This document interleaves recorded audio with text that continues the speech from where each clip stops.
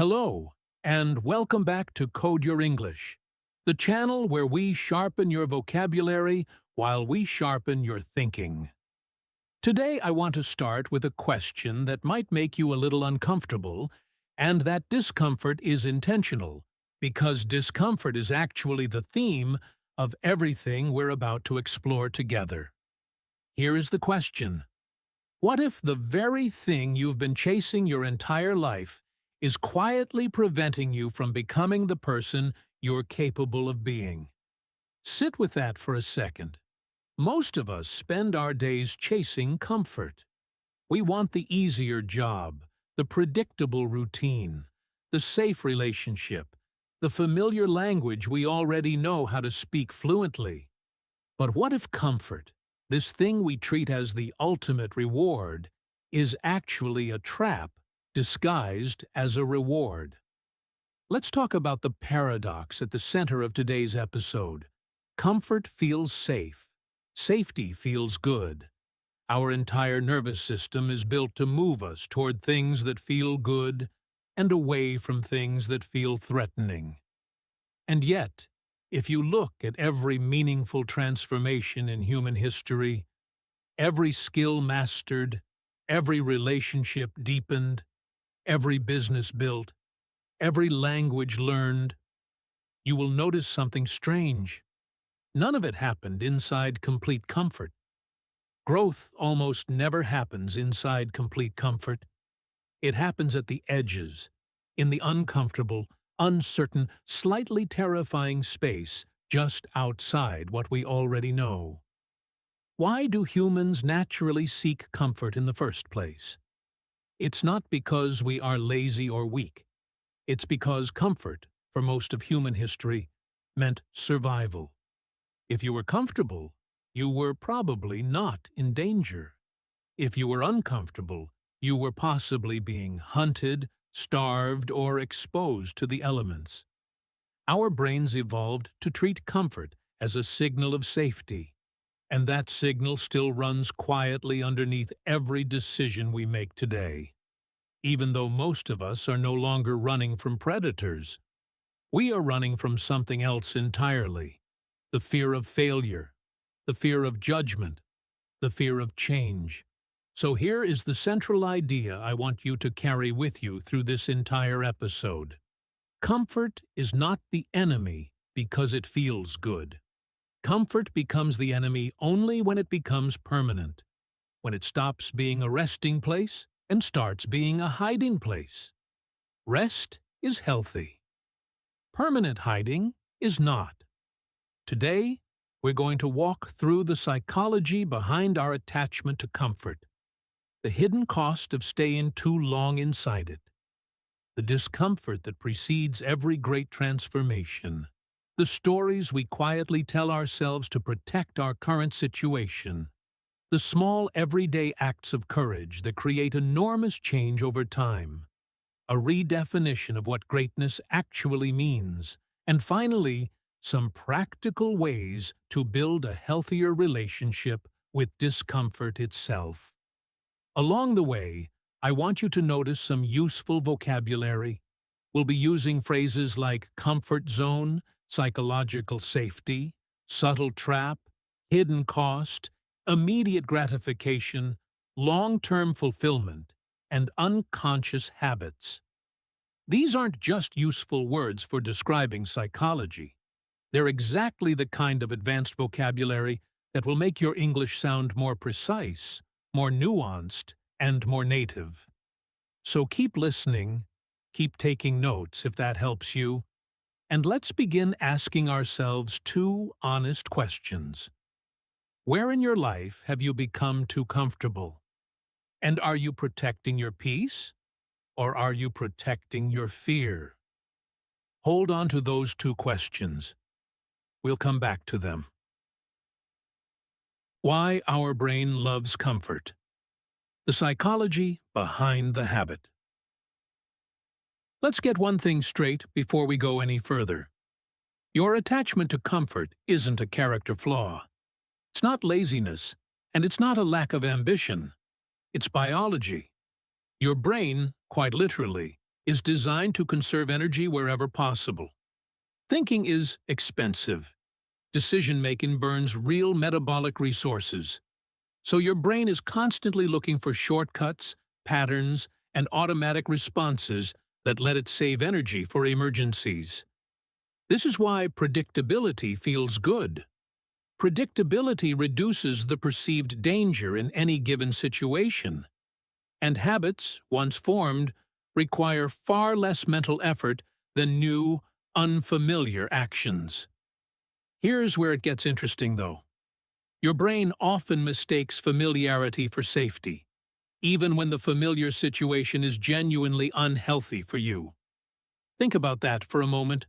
A person can stay in a toxic relationship, an unfulfilling job, or a stagnant routine, not because it's good for them, but because it's familiar, and familiarity feels like safety, even when it isn't. This is one of the most important psychological concepts we'll discuss today. The brain doesn't ask, "Is this good for me?" It asks, "Is this familiar?" And familiarity, unfortunately, is not the same thing as health or happiness. Let's talk a little about the mechanics behind this. Neuroscientists describe something called cognitive efficiency, your brain's preference for using established neural pathways rather than building new ones. Every time you repeat a behavior, that neural pathway becomes stronger, faster, and more automatic. Over time, this creates what psychologists call habit loops. A cue triggers a routine, and the routine produces a reward, and this loop repeats itself until it becomes almost invisible to you. An automatic behavior you no longer even notice you're performing. These loops were incredibly useful for our ancestors' survival instincts.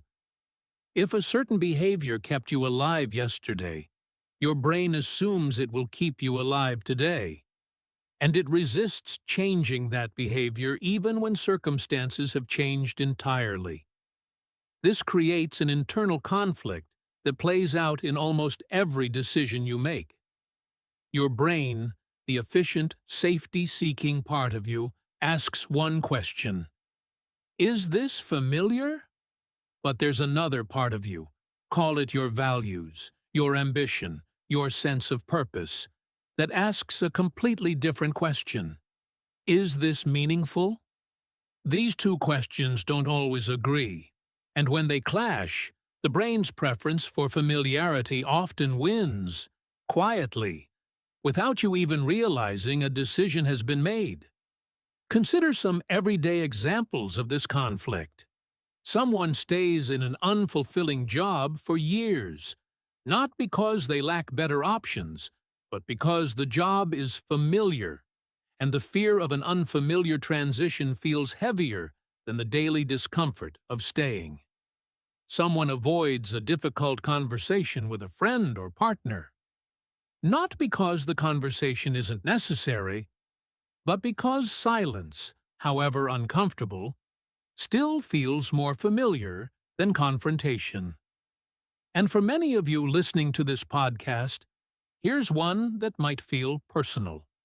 You avoid speaking English out loud, even though you understand it perfectly well, because making mistakes in front of others feels unfamiliar and exposing, while staying quiet feels safe.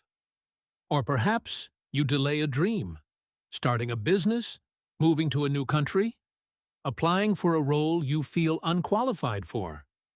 Because certainty, even a disappointing certainty, feels safer than an exciting uncertainty. So here's a reflection I want you to genuinely think about. Not just hear and move past.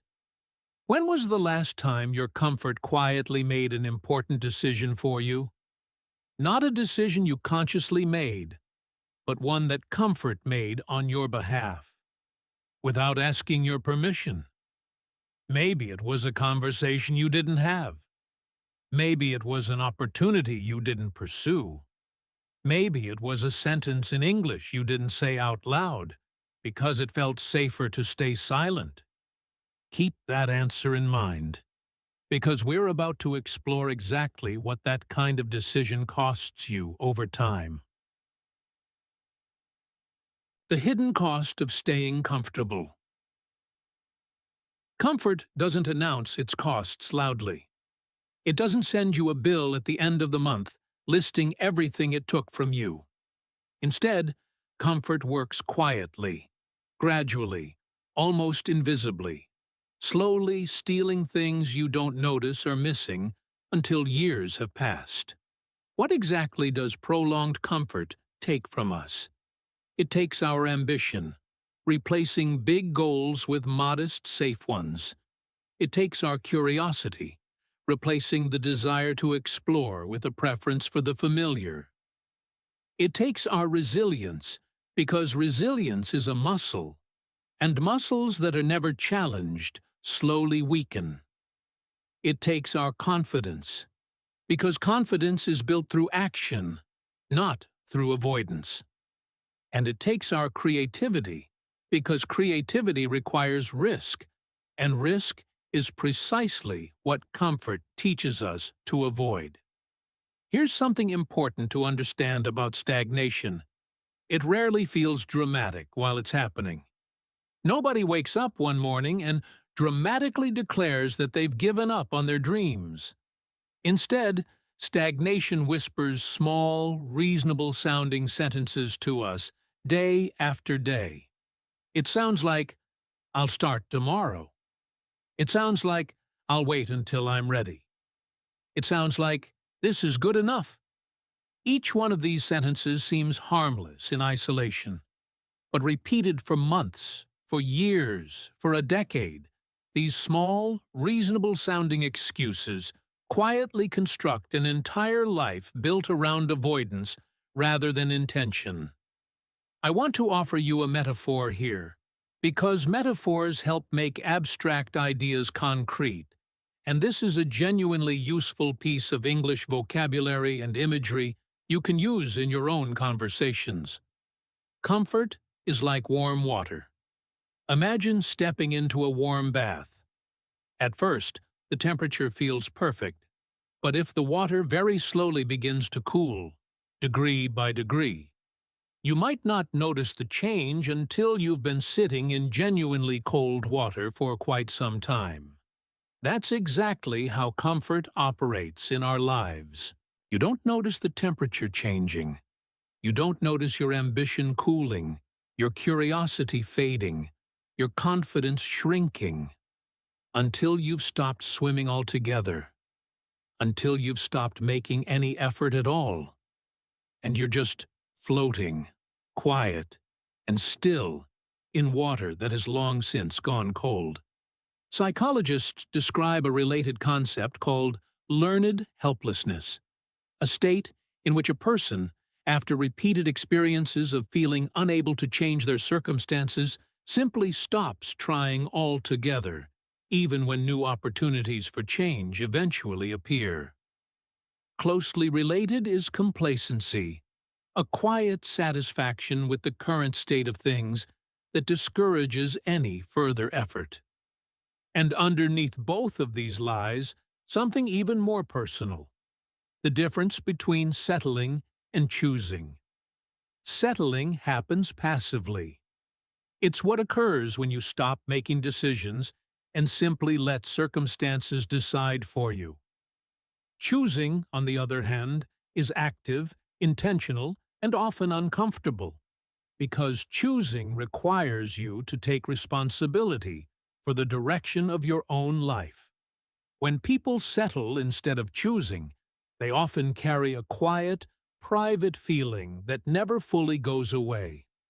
Silent regret.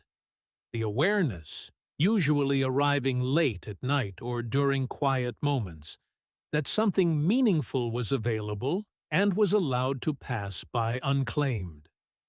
This brings us to one of the most important contrasts of this entire episode: temporary discomfort versus lifetime regret. Temporary discomfort is exactly what it sounds like: uncomfortable, difficult, sometimes painful, but ultimately limited in time. It ends. Lifetime regret, on the other hand, doesn't end. It follows you. It shows up in quiet moments, in conversations you wish you'd had, in languages you wish you'd learned to speak fluently, in businesses you wish you'd started, in relationships you wish you'd pursued or ended sooner. When you frame the choice this way, a few uncomfortable months versus decades of quiet regret, the decision becomes much clearer, even if it doesn't become easier. So here's your reflection for this section, and I genuinely want you to pause on this one. Which opportunities have quietly disappeared from your life because waiting felt easier than acting? Maybe it's a language you never fully committed to learning. Maybe it's a career change you keep postponing. Maybe it's a conversation you've been avoiding for years. Whatever it is, notice it. Awareness is always the first step toward change. Every great transformation begins with discomfort. If comfort is where stagnation quietly grows, then discomfort is where transformation begins. I want to reframe something for you today. Discomfort is not evidence that something is wrong with you. Discomfort is often evidence that something important is happening, that you are exactly at the edge of your current abilities, exactly where growth takes place. Let's look at this across several different areas of life, because the pattern repeats itself everywhere you look. Learning a new language is uncomfortable. You sound clumsy. You make embarrassing mistakes. You search for words that used to come naturally in your native tongue. Building a business is uncomfortable. You face rejection, uncertainty, and the constant risk of failure. Starting a relationship is uncomfortable. You expose your vulnerabilities to someone who hasn't yet earned your full trust. Public speaking is uncomfortable. Your voice shakes, your palms sweat, your thoughts scatter under the pressure of attention. Changing careers is uncomfortable. You become a beginner again after years of expertise elsewhere. Healing emotionally is uncomfortable. You must face memories and feelings you've spent years avoiding. And getting physically healthier is uncomfortable. Your muscles ache. Your habits resist change. Your motivation wavers. Notice the pattern across every single one of these examples. Every beginner feels awkward. There is no exception to this rule. Every single expert you admire, in any field, once sounded inexperienced, once made embarrassing mistakes, once felt completely out of their depth. Growth always stretches identity before it changes ability. In other words, you have to become someone slightly uncomfortable with who you currently are before you can develop the skill or confidence you're working toward. The discomfort isn't a sign you're failing. It's a sign you're stretching. This is a good moment to introduce an important distinction: the difference between productive discomfort and destructive suffering. Productive discomfort is the kind that stretches your capacity. The burn of a challenging workout, the awkwardness of speaking a new language, the nervousness before an important presentation. This type of discomfort, while unpleasant in the moment, leads somewhere valuable. Destructive suffering, on the other hand, doesn't build anything. It's the exhaustion of overworking yourself into illness, the pain of staying in genuinely abusive situations, the anxiety of pushing so far beyond your limits that you break rather than grow. The goal is never to seek out suffering for its own sake. The goal is to become comfortable with productive discomfort while still protecting yourself from destructive suffering. Several concepts help explain how productive discomfort actually leads to growth.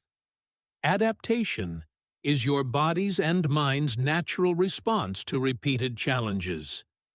You become stronger, more capable, more skilled the more you're exposed to manageable difficulty. Resilience is the capacity to recover from setbacks and continue moving forward, a capacity that only develops through actually experiencing and surviving setbacks. Deliberate practice refers to focused, intentional effort aimed at improving a specific skill, rather than simply repeating comfortable, familiar actions. Incremental progress reminds us that transformation rarely happens in giant leaps. It happens through small, consistent steps forward. And emotional endurance is the ability to tolerate uncomfortable feelings, fear, embarrassment, uncertainty, long enough to reach the outcome on the other side of them. So here's today's reflection, and I'd encourage you to actually say your answer out loud in English as practice. What kind of discomfort are you avoiding today that your future self would thank you for facing? Is it a conversation, a skill, a habit, a decision you've been postponing? Whatever comes to mind, hold on to it, because in a few sections, we're going to talk about turning that awareness into small, actionable steps. The stories we tell ourselves. Limiting beliefs and internal dialogue. Comfort doesn't only live in our habits and routines. It also lives in our thoughts. In fact, some of the most powerful protection comfort has is not external circumstances at all. It's the internal dialogue running quietly through our minds, convincing us that staying the same is the wise, reasonable, responsible choice. Let's listen to some of the sentences this internal dialogue often produces. I'm too old. I'm not talented enough. What if I fail? What will people think of me? I'm just being realistic. Notice how reasonable each one of these sentences sounds. None of them sound like fear. They sound like wisdom, like maturity, like practical thinking. And that's exactly what makes them so effective at keeping us comfortable. They don't feel like excuses. They feel like truth. Psychology gives us some useful vocabulary for understanding these patterns. Catastrophizing describes the tendency to imagine the worst possible outcome of any situation, treating a small risk as though it guarantees total disaster.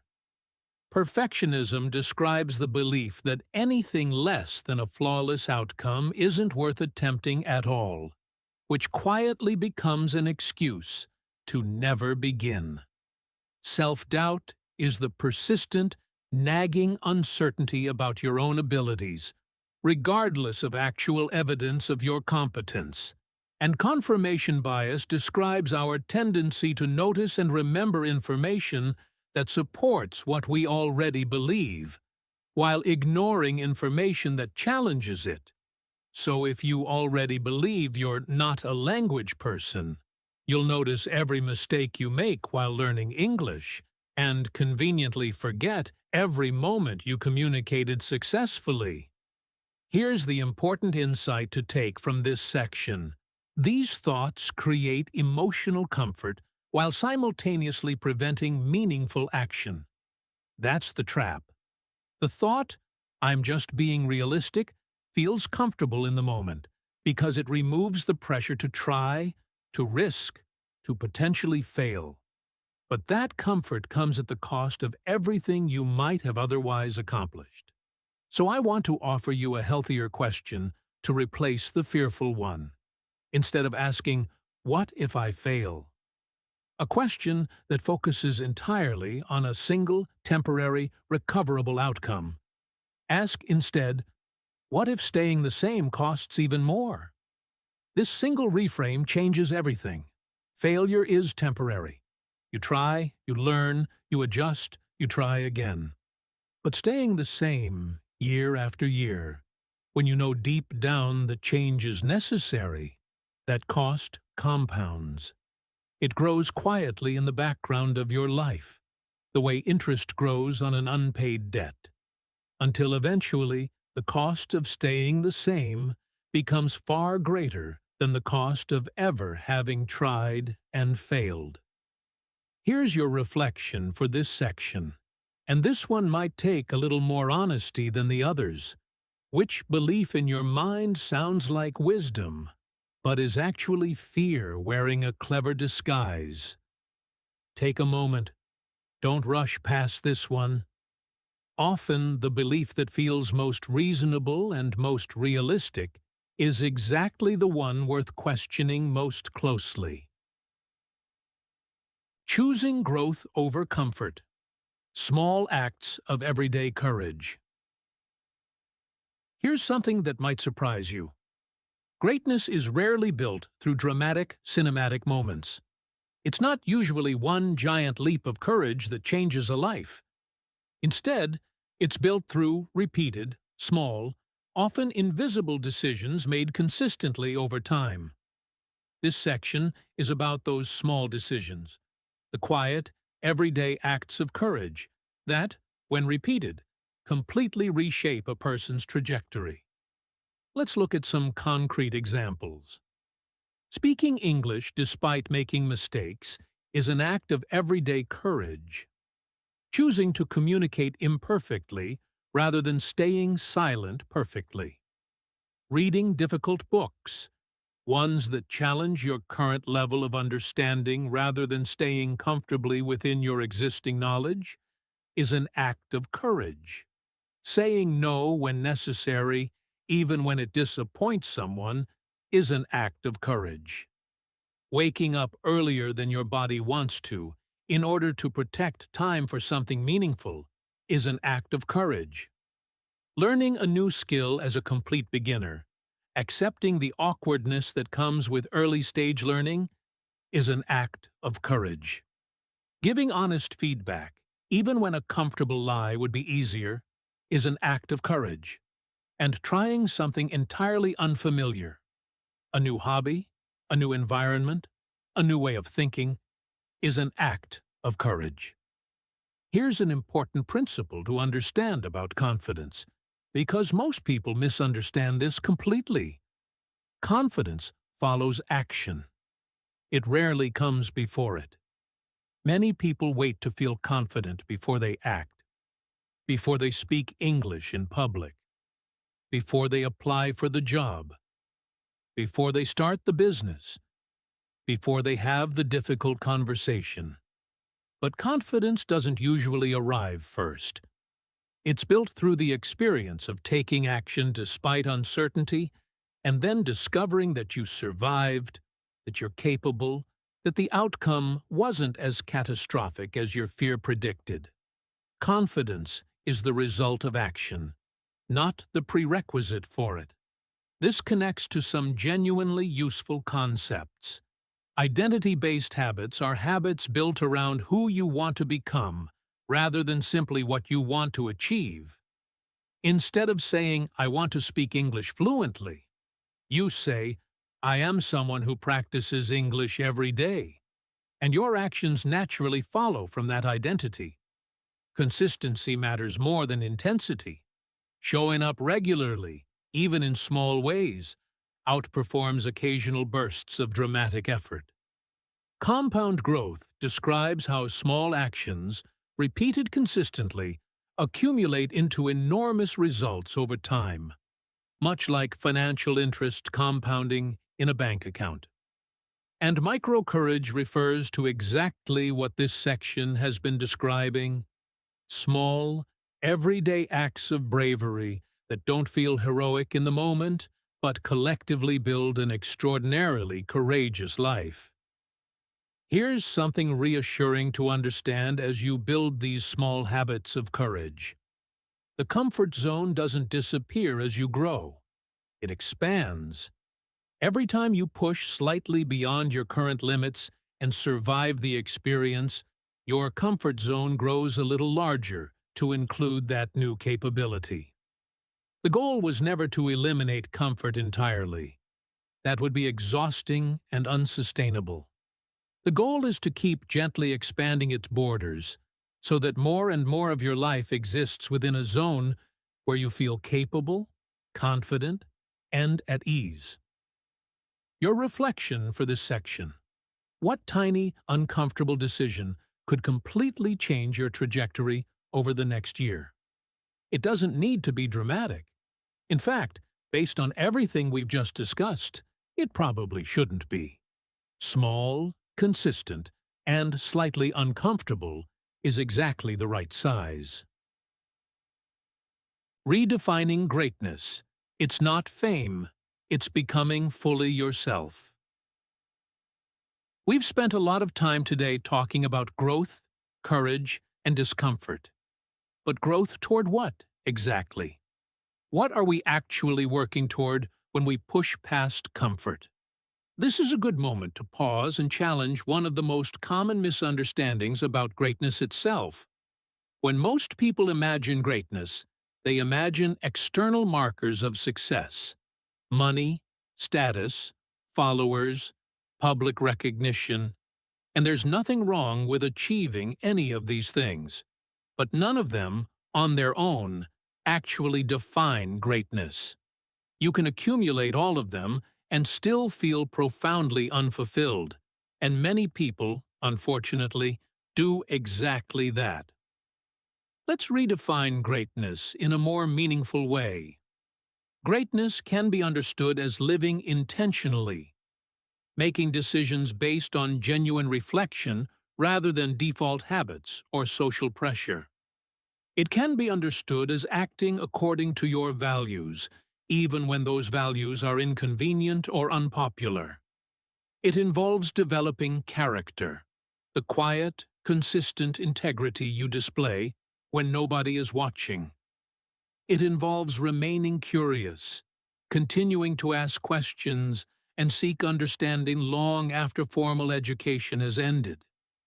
It involves embracing lifelong learning as a permanent, ongoing practice, rather than a phase of life reserved for the young.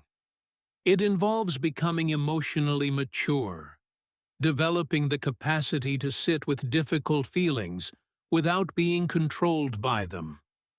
And perhaps most importantly, it involves keeping promises to yourself, following through on the commitments you make privately, when no external accountability exists to force your hand. This brings us to a crucial distinction: external success versus internal fulfillment.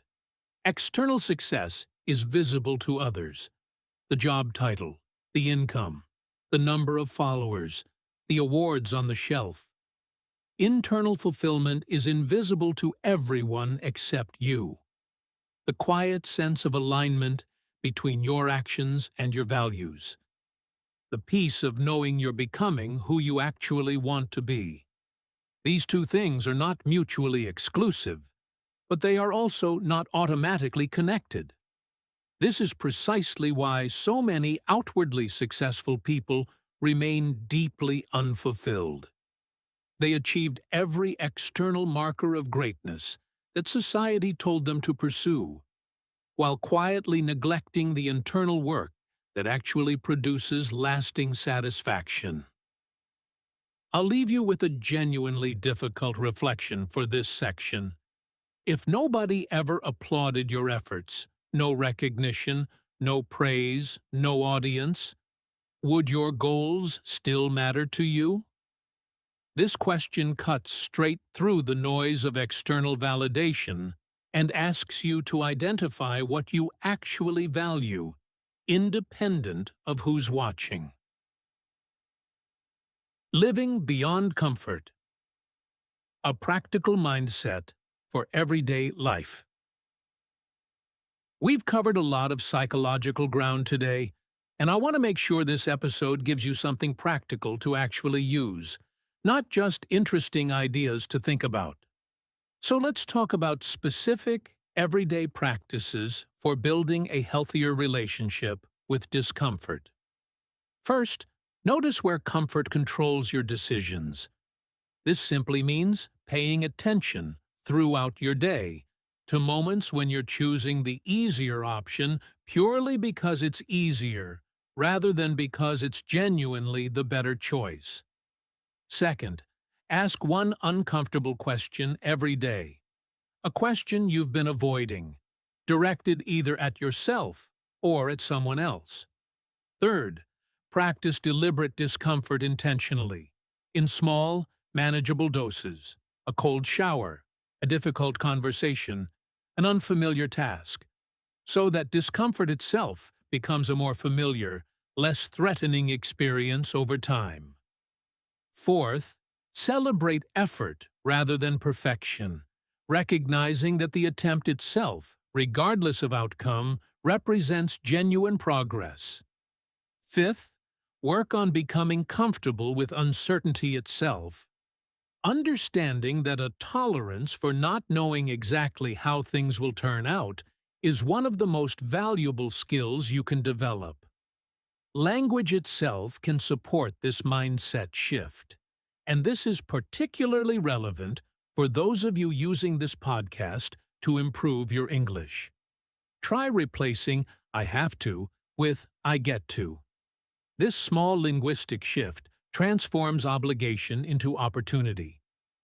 "I have to practice my English today" becomes "I get to practice my English today." And the emotional weight of the sentence changes completely, even though the action itself hasn't changed at all.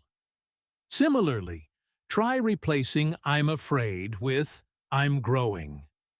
Fear and growth often produce nearly identical physical sensations: a racing heart, sweaty palms, a knot in your stomach. But the story you tell yourself about those sensations changes everything about how you experience them.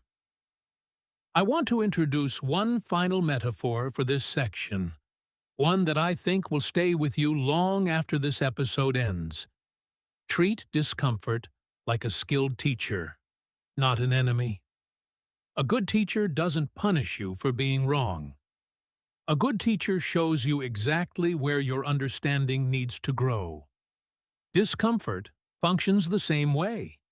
It points precisely toward the areas of your life, your skills, and your character that are ready for development. Instead of running from discomfort as though it were an attacker, try approaching it with the same respect and attention you'd give a demanding but genuinely helpful teacher. Here's your final reflection for this section. What conversation, challenge, or opportunity has been patiently waiting for you outside your comfort zone? Notice I use the word patiently. Whatever it is, it hasn't disappeared. It's simply waiting for you to be ready to reach for it. Let's bring everything we've discussed today back together. Comfort is necessary for rest. Nobody is suggesting you live in a permanent state of stress and discomfort. Rest is essential, healthy, and human. But comfort was never meant to become a permanent home. It was meant to be a resting place along the journey, not the final destination. Growth begins precisely where certainty ends, in that uncertain, slightly frightening space just beyond what you already know how to do. And greatness, as we redefined it today, isn't a destination you arrive at and then stop. It's a lifelong practice of consistently choosing courage over convenience, again and again, in small ways, day after day. I want to leave you with an image to carry with you this week. Imagine yourself, 10 years from now, looking back at this exact period of your life. Will you remember the moments when life felt easy, comfortable, and safe? Or will you remember the moments when you chose courage, despite genuine uncertainty, and discovered, on the other side of that courage, a stronger, more capable version of yourself than you knew existed? I think, if you're honest with yourself, you already know which memories will actually matter to you when you look back. Before we close, I want to give you one question to carry with you throughout this coming week. Something to return to during quiet moments, during decisions large and small. Where is comfort quietly asking me to stay the same? And where is life inviting me to grow? Let that question sit with you. Don't rush to answer it immediately. Let it surface naturally as you move through your week and notice what comes up. Thank you so much for spending this time with me here on Code Your English, practicing advanced English while exploring ideas that challenge not only your vocabulary, but also your perspective on your own life. I hope today's episode gave you both language and thinking you can genuinely use. New words like cognitive efficiency, learned helplessness, deliberate practice, and identity-based habits, alongside a deeper reflection on the role comfort plays in your life. I genuinely encourage you to come back for our next episode, to keep listening with curiosity, to keep speaking with confidence, even when it feels imperfect, and to remember that every meaningful step toward fluency and every meaningful step toward personal growth begins just beyond the edge of what's comfortable. Until next time, keep coding your English and keep choosing courage over convenience.